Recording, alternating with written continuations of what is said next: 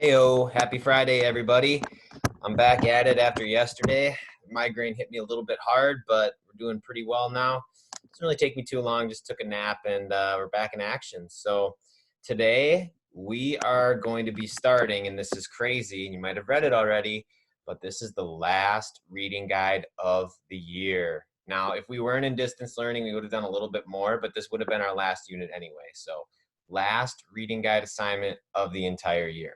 Okay, just to give you a little bit of an idea of where we're going today, we're going to start talking about America's growing enterprises. Now, we talked about this beforehand about the few things that we need in order to get businesses to function, right? You need the resources, you need the capital, and you need the people. Okay, now the United States has those three things. And then going off of that, we talked about people that are creating these new inventions that are allowing businesses to exist, right? They're selling these products that they invented, like Thomas Edison with his light bulb and Graham Bell with his telephone, right?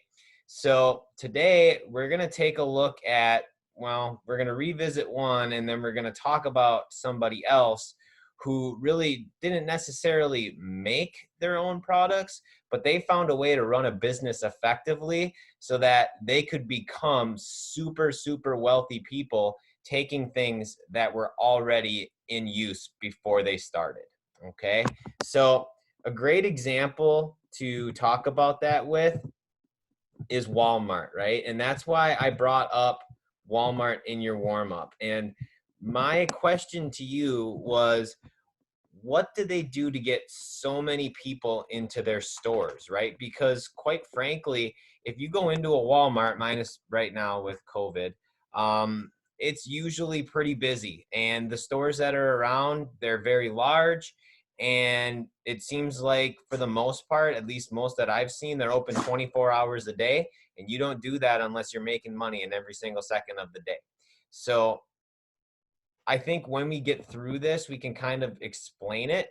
And hopefully, as you're getting to your exit ticket later on, you'll be able to answer that too, which is because one of the people that we talk about in Walmart, they're going to have kind of a similar business practice.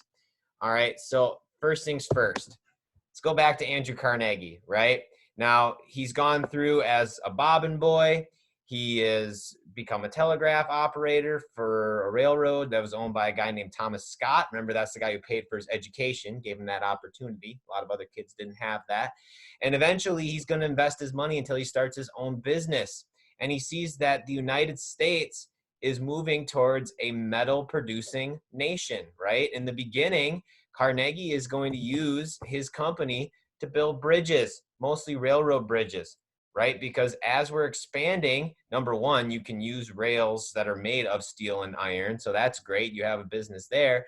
But as we're moving out to the west, we're going to need to build bridges that are large, sturdy enough, that are able to take these larger trains and transport over. Beforehand, they were made out of wood. And when trains were small, that was fine. But the locomotives had gotten so big that wooden bridges were not enough to make sure that they would be secure. Okay, so they needed that. So that's how he first started making money. Now, eventually, you're going to run out of options with just building bridges because eventually you're going to cross every river that you need to, right? So Carnegie takes an existing idea and says, well, what can I do with my steel company that's very similar that's going to make more money? And fortunately for him, something happened in 1885 that changed everything. Construction of the world's first skyscraper. This is an insurance building. It's called Home Insurance Building, and it was built in Chicago. Okay, now it used steel beams in order to make itself taller than the buildings around it. Okay, now eventually, as you can see, there were others that were built next to it, and this is only, I mean, if we can count 1, 2, 3, 4, 5, I'm counting with my finger, by the way, 6, 7, 8, 9. So it looks like 9 or 10 stories tall. Not very tall, right? Especially when considering that our own school building is like 5 or 6 stories tall. But eventually they're going to get bigger and bigger. Carnegie sees this and says, oh my gosh, I already make steel rails and things that are very similar for bridges. What if I just change what we're making just a little bit to make these steel beams to make more buildings like this, because cities are growing at such a large rate? Lo and behold, he starts doing that. and he is completely 100% set. His town of Pittsburgh that he's got his steel production in, they're making hand over fist. And after that, he becomes one of the most successful businessmen in the United States history, right? This was not a brand new idea, right? But he took an idea, he tailored it, saw the future of what it could be used for, and he pounced on it before anybody else. Now, our second study here is a guy by the name of J.D. Rockefeller, otherwise known as his first name is John D. Rockefeller. He's a guy who was born and raised in Pennsylvania as a pretty young boy, and it was kind of interesting. He had a very odd childhood.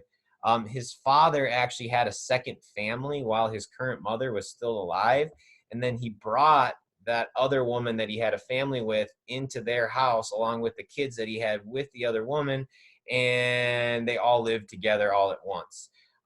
So I think you could make the argument that that would be a pretty interesting dynamic for a family. But Rockefeller learns that because of the way that his dad deals with people, he learns how to negotiate, and eventually he becomes a very, very strong businessman. I think because of the way that his father used shady business practices and in the way that he dealt with people. But as JD gets into his early 20s, he wants to make money. His dad is a salesman, basically will sell anything that he can get his hands on. He has a general store, and he's pretty successful. But John thinks that he can do something else with the resources that the United States has. And with him, he wants it to be in oil. Now, at the time, this is like in the 1870s. This is before automobiles really take off, right? There have been some attempts at making these, as they would call them, horseless carriages, but that's not really going to take off until like the very, very early 1900s. But people are still using oil, and they're using it mostly in a product called kerosene to light lamps, right? Because we're just moving past the point where candles were the only source of light in a house. Crazy, right? But that's really it. So he's sitting there and he says, there are all these guys that are sacrificing their lives and limbs to go out prospecting, looking for oil, digging, and then just like with the 49ers of California, hardly any of them find anything, right? So he says to himself, well, I mean, I could go and try my luck at this, or maybe I should try something different. So what he decides to do is he buys what's called a refinery. Now, a refinery is going to be a plant that's going to buy this oil that they're going to drill out of the ground. It's called crude oil. That'll be one of your vocab terms. And they are going to make it into that product called kerosene through some chemical treatments. The process is really complex, but it's the fact that you take the oil, you do a process to it, and you make it into the product that people use for other things. A good example is like what happens with gasoline today, right? You don't just take gasoline right out of the ground. You have to take that crude oil out and that gas, and then through treatments, it'll turn it into the product of gasoline that we use in our cars today, right? Now, he buys the refinery. It's incredibly successful. And as he's continuing to get more and more business, he can do one of two things. One, he can take that money and put it in the bank, or he can reinvest it. He can take the money that he gets and put it back into his business to continue to grow it. And where he ends up making his refinery is in Cleveland, Ohio. So there you go. Besides the Browns, Cleveland does have a rich history in oil refining.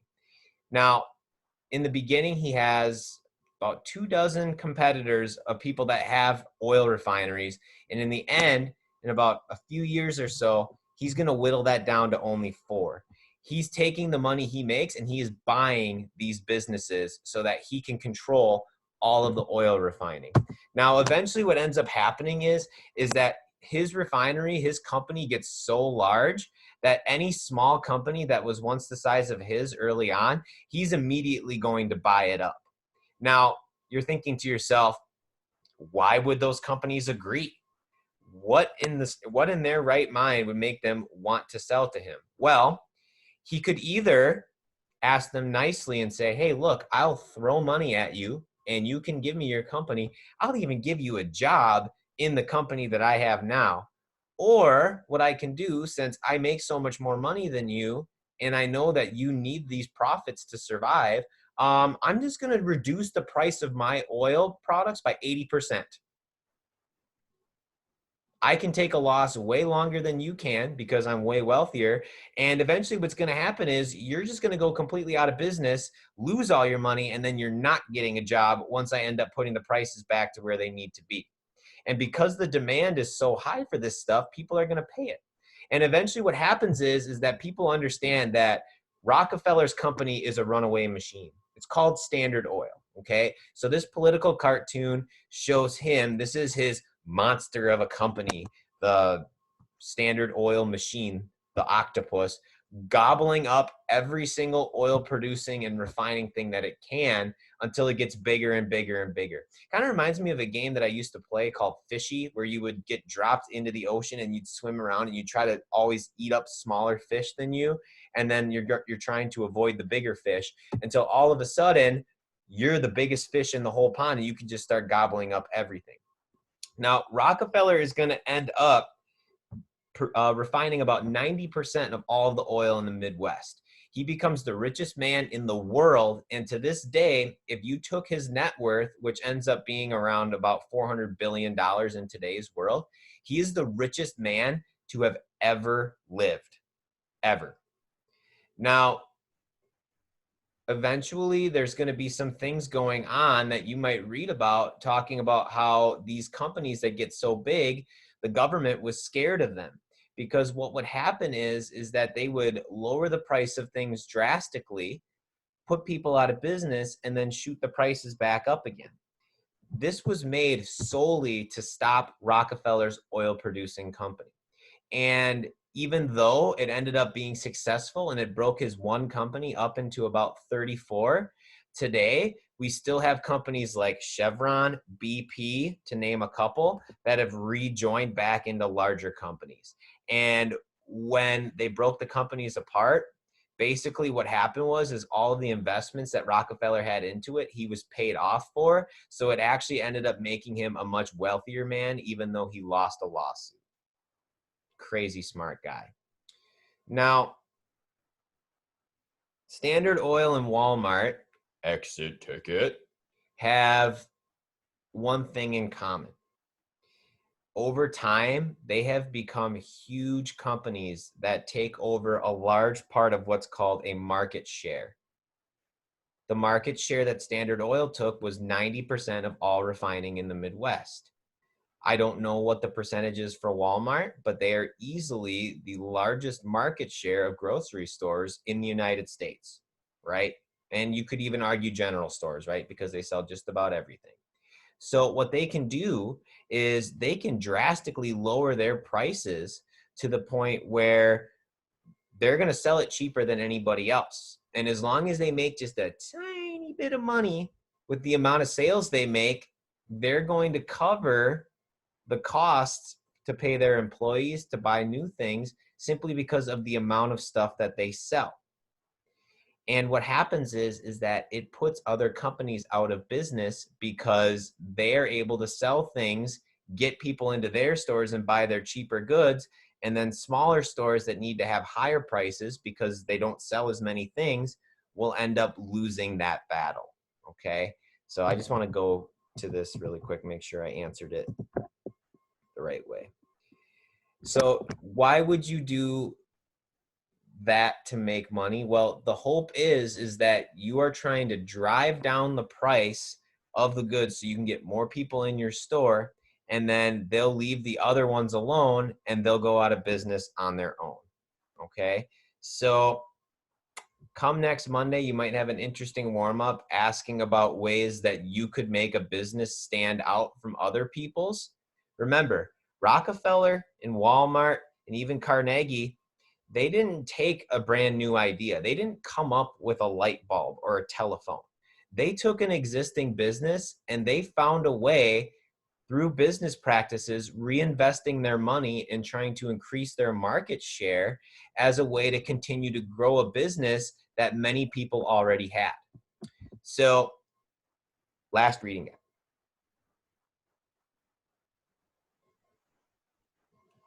Let's do Wednesday. Okay. Tuesday, we're going to have what's called an enrichment day. You still need to check in. You need to do your warm up and your exit ticket for that day. But everything that I post on Tuesday for social studies is going to be optional. Okay. So exit ticket, warm up. But other than that, there's going to be no new assignments on Tuesday. Get this reading guide done for Wednesday. And we are going to have a quiz on Friday next week. All right, ladies and gentlemen, that's all I have for you today. Have yourselves a great weekend, Memorial Day weekend. Make good choices. I'm filming a little bit beforehand, but hopefully the forecast is good. That would be a really, really great way for us, I think, to enjoy our first weekend, full weekend of having less restrictions on what we're able to do to enjoy ourselves with summer coming up. So enjoy it. All right. Take care, everybody.